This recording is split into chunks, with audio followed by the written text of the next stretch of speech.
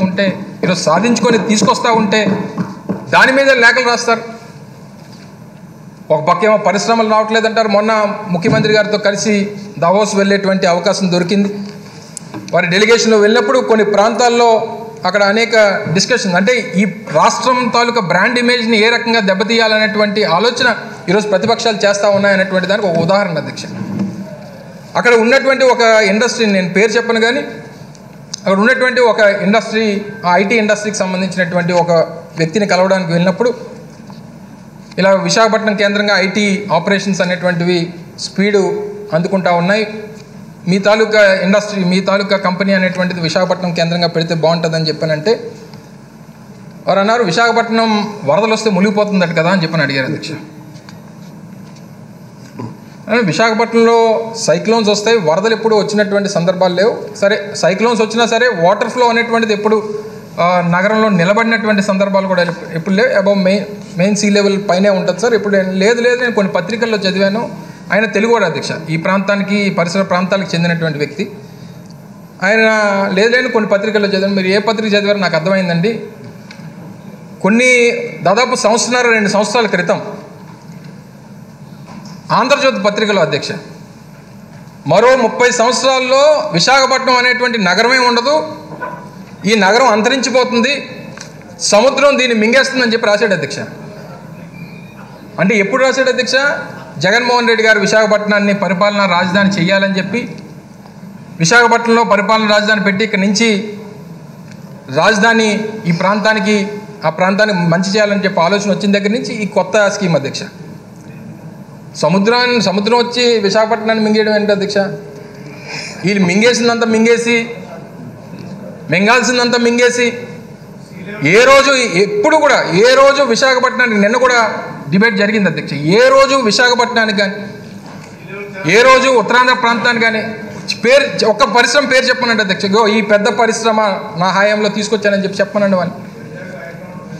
ఆ రోజు రాజశేఖర రెడ్డి గారి హయాంలో విశాఖపట్నంలో అచ్యుతాపురం సెస్ తీసుకొస్తే ఈరోజు బ్రాండిక్స్ లాంటి కంపెనీలు వస్తే ఆ బ్రాండిక్స్లో ఈరోజు 22,000 మంది ఒకే ఒక్క ఇండస్ట్రీలో పనిచేస్తూ ఉన్నారు అధ్యక్ష. ఒక కంపెనీ వస్తే ఆ కంపెనీ ద్వారా 4గురికి ఉపాధి కలగాలి, అది కూడా ఆ పరిసర ప్రాంతాల్లో ఉన్నటువంటి మహిళలకి ఈరోజు ఉపాధి కల్పించేటువంటి ఇండస్ట్రీస్ దగ్గర 60,000 70,000 మంది పనిచేస్తూ ఉన్నారు. ఫార్మాసిటీ వచ్చింది, అక్కడ 30,000 35,000 మంది పనిచేస్తూ ఉన్నారు. ఈరోజు ఒక ఆలోచన, ఈరోజు ఐటీ రంగాన్ని ఈరోజు కనీసం రాష్ట్ర విభజన జరిగిన తర్వాత ఆంధ్రప్రదేశ్లో ఐటీ అనేటువంటిది నడుస్తుందంటే ఆ రోజు రాజశేఖర రెడ్డి గారు ముఖ్యమంత్రిగా ఉన్నప్పుడు హైదరాబాద్తో ధీటుగా విశాఖపట్నాన్ని కూడా అభివృద్ధి చేస్తే బాగుంటుంది, ఒక మంచి వాతావరణం విశాఖపట్నంలో ఉంటుందని చెప్పి ఐటీని తీసుకొని వచ్చి ఈరోజు ప్రమోట్ చేస్తే ముఖ్యమంత్రి గారు కొత్తగా బీచ్ ఐటీ డెస్టినేషన్గా విశాఖపట్నాన్ని ప్రమోట్ చేయండి అని చెప్పి వారి ఆదేశాల మేరకు ఈరోజు ప్రమోట్ చేస్తుంటే ఈరోజు చాలా గర్వంగా చెప్పగలుగుతా ఉన్నాం అధ్యక్ష. ముఖ్యమంత్రి గారి తాలూకా నేతృత్వంలో ఇన్ఫోసిస్ లాంటి సంస్థలు విశాఖపట్నం నుంచి వారి తాలూకా ఆపరేషన్స్ మొదలు పెడతా ఉన్నాయనేటువంటిది గర్వంగా చెప్పగలుగుతా ఉన్నాం అధ్యక్ష. వంశకృష్ణ గారు అడిగినట్టు ఒక సోషల్ ఎకో సిస్టమ్ అనేది చాలా చాలా అవసరం అధ్యక్ష. దాంట్లో ఎయిర్పోర్ట్ ఒక భాగం. భోగాపురం ఎయిర్పోర్ట్ విషయంలో చంద్రబాబు నాయుడు గారు ఇప్పటికీ చాలా స్పీడ్ గా పనులన్నీ పరిగెత్తిస్తున్నారు అధ్యక్ష. అంతేకాకుండా భారతదేశంలోనే అతిపెద్ద కన్వెన్షన్ సెంటర్ కూడా ఏర్పాటు చేసే దిశగా మన ప్రభుత్వం పనిచేస్తున్న అధ్యక్ష. అది విశాఖపట్నానికి వస్తుంది అధ్యక్ష. అంతేకాకుండా ఎయిర్పోర్ట్స్, క్షమించాలి, హోటల్స్ కూడా అధ్యక్ష. అది నా డిపార్ట్మెంట్ కాకపోయినా దుర్గేష్ గారి డిపార్ట్మెంట్ అది, కానీ అది ఎకనామిక్ డెవలప్మెంట్ బోర్డు కింద ఈ ఎకో సిస్టమ్ ఏర్పాటు చేయాలంటే పెద్ద ఎత్తున హోటల్స్ రావాలి విశాఖపట్నానికి. వేలాది హోటల్స్ రావాలి అధ్యక్ష, 10 కాదు వేలాది హోటల్స్ వస్తేనే ఆ ఎకో సిస్టమ్ ఏర్పడుతుంది. దానికి నిన్నే పాలసీ కూడా టూరిజం పాలసీ కింద టూరిజాన్ని ఇండస్ట్రీగా గుర్తించే విధంగా చంద్రబాబు నాయుడు గారి నాయకత్వంలో నిన్న కేబినెట్ కూడా ఆమోదం తెలిపింది అధ్యక్ష. దాంట్లో భాగంగా హోటల్స్ కూడా పెద్ద ఎత్తున విశాఖపట్నానికి తీసుకొస్తాం, కనెక్టివిటీ కూడా ఏర్పాటు చేస్తాం, కన్వెన్షన్ సెంటర్ కూడా తీసుకొస్తాం. ఇది ఒక భాగం. ఇంకొకటి పెద్దలు అన్నట్టు ఐటీలో ఉన్న టాప్ 100 కంపెనీస్, టాప్ 20 కాదు, టాప్ 10 కాదు, టాప్ 100 కంపెనీస్ ఆల్రెడీ నేను ఇనిషియల్ డిస్కషన్ స్టార్ట్ చేస్తాను జరిగింది అధ్యక్ష. నేను అనుకుంటాం అది గ్యారంటీగా జయప్రదం అవుతుంది. వాళ్ళందరినీ విశాఖపట్నం తీసుకొచ్చే బాధ్యత నేను తీసుకుంటాం మొదటిది. రెండోది, ప్రపంచంలో ఉన్న ఫార్చ్యూన్ 500 కంపెనీస్ అన్ని జీసీసీస్ అంటే గ్లోబల్ డెలివరీ సెంటర్స్ కూడా వాళ్ళు ఏర్పాటు చేయాలని ఒక లక్ష్యంగా వాళ్ళు కూడా వర్కౌట్ చేస్తున్నారు. దాని కొత్త పాలసీ తీసుకురావాల్సిన అవసరం ఉంది అధ్యక్ష. అది వచ్చే నెలలో ఆ పాలసీ కూడా మేము తీసుకొస్తాం. ఇంతేకాకుండా రియల్ ఎస్టేట్ డెవలపర్స్ తో కూడా నేను ఇప్పటికీ జూమ్ కాల్స్ పెట్టుకున్నాను, 1-on-1 మీటింగ్స్ కూడా పెట్టాను అధ్యక్ష. పెద్ద ఎత్తున రియల్ ఎస్టేట్ డెవలపర్స్ కూడా తీసుకురావాలి అధ్యక్ష. ఎందుకంటే విశాఖపట్నంలో గ్రేడ్ ఏ ఆఫీస్ స్పేస్ అనేది లేదు అధ్యక్ష. ఈ పెద్ద పెద్ద కంపెనీలు వచ్చినప్పుడు గ్రేడ్ ఏ ఆఫీస్ స్పేస్ రావాలి. వాళ్ళకు ఆ కంపెనీలో పనిచేస్తున్న ఉద్యోగస్తులకి మళ్ళీ హౌసింగ్ సోషల్ ఎకో సిస్టమ్ కూడా కావాల్సిన అవసరం ఉంది. వాళ్ళందరితో కూడా నేను చర్చిస్తాం జరుగుతుంది అధ్యక్ష. త్వరలోనే ఆ అనౌన్స్మెంట్స్ కూడా రాబోతున్నాయని మీ ద్వారా సభకి నేను తెలుపుతున్నా అధ్యక్ష. అంతేకాకుండా డేటా సెంటర్ పాలసీ కూడా దానిపైన ఒక స్టేట్మెంట్ ఉంది అధ్యక్ష. అది ఉంది, స్టేట్మెంట్ ఉంది, దాంట్లో చాలా డీటెయిల్ గా అది కూడా నేను ఎక్స్ప్లెయిన్ చేస్తాను. అంటే పాలసీస్ ఒక పక్కన, అవుట్ రీచ్ ఒక పక్కన, సోషల్ ఎకో సిస్టమ్, ఇదంతా మేము ఒక సమగ్ర యాక్షన్ ప్లాన్ అనేది మేము తయారు చేస్తాం జరిగిన అధ్యక్ష. విష్ణు కుమార్ రాజు గారు, గంటా శ్రీనివాస్ గారు పెండింగ్ ఇన్సెంటివ్స్ గురించి చెప్పారు అధ్యక్ష. అధ్యక్ష, నేను బడ్జెట్ కోసం నేను వెయిట్ చేస్తా ఉన్నాను. బడ్జెట్ లో 500 కోట్ల రూపాయలు పెండింగ్ ఇన్సెంటివ్స్ క్లియర్ చేసేదానికే ఐటీ ఎలక్ట్రానిక్స్ కి కేశవ్ గారు కూడా కేటాయిస్తాం జరిగింది.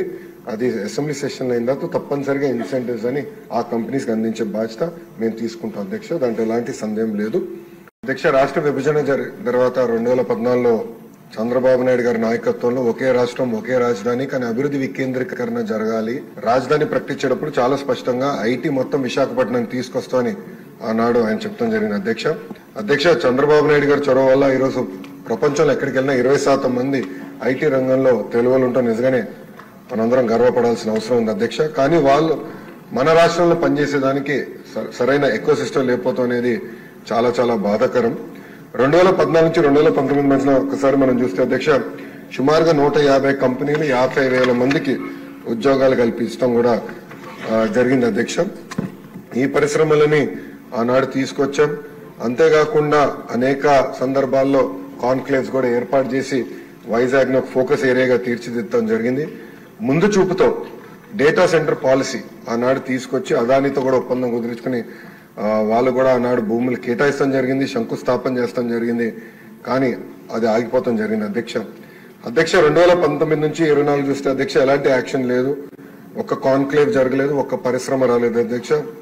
ఒక మంత్రిని, బాధాకరమైన పరిస్థితి ఏంటంటే ఆనాడు ఒక మంత్రిని అడిగారు అధ్యక్ష, ఆ రేస్ ఏదో హైదరాబాద్ లో జరుగుతుంటే ఇది మీరు ఎప్పుడు తీసుకొస్తారు ఆంధ్ర రాష్ట్రానికంటే, కోడి ఇంకా గుడ్డు పెట్టలేదు, లేదంటే గుడ్డు కోడి పెట్టలేదు ఏదో చెప్పాడు అధ్యక్ష. అది దేవుడి తెలియాలి ఏం చెప్పాడు. ఆ రోజు నుంచి ఆంధ్ర రాష్ట్రం అనేది ఎగతాళి చేశారు అధ్యక్ష. ఎక్కడికి వెళ్ళినా ఆంధ్ర రాష్ట్ర ఐటీ మంత్రి ఇలా ఉంటారా, ఇలా అవుతే పరిశ్రమలు ఎట్లా వస్తాయని కూడా వాళ్ళందరూ ఎగతాళి చేసే పరిస్థితి అధ్యక్ష. అంతేకాకుండా అధ్యక్ష, నేను మంత్రి అయిన తర్వాత అనేక కంపెనీల్లో కూడా కలిస్తే గత ప్రభుత్వంలో ఉన్న వాళ్ళు చాలా స్పష్టంగా మన కంపెనీలో వాటాలు అడుగుతాం జరిగింది అధ్యక్ష. వాటాలు అడిగారు అధ్యక్ష. దానివల్ల ఆ కంపెనీలన్నీ వెనక్కి వెళ్ళిపోయినాయి. అంటే ఐటీ కంపెనీల్లో కూడా వాటాలు అడిగే పరిస్థితికి వీళ్ళు వచ్చారు అధ్యక్ష. ఏం చెప్పాలి అధ్యక్ష. ఇంతేకాకుండా పెద్దలు అన్నట్టు నిక్సీ కూడా నాడు పట్టించుకోలేదు, ఎస్టీపీఐకి ఇవ్వాల్సిన భూములు కేటాయించలేదు. ఇంకా మిలేనియం టవర్ ఫేజ్ 2 వచ్చే గల అక్కడ సచివాలయం పెడతామని మొత్తం డ్రామా నడిపించారు అధ్యక్ష. సచివాలయం పెట్టలేదు, అలానే ఐటీ కంపెనీలు కూడా అది కేటాయించలేదు అధ్యక్ష. దానివల్ల ఆంధ్ర రాష్ట్ర యువకులు చాలా చాలా నష్టపోతాం జరిగింది అధ్యక్ష.